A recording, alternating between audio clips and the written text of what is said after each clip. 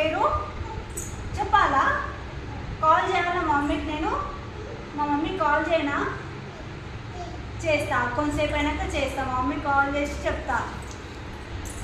మా తమ్మునికి చెప్పాలా? గణేష్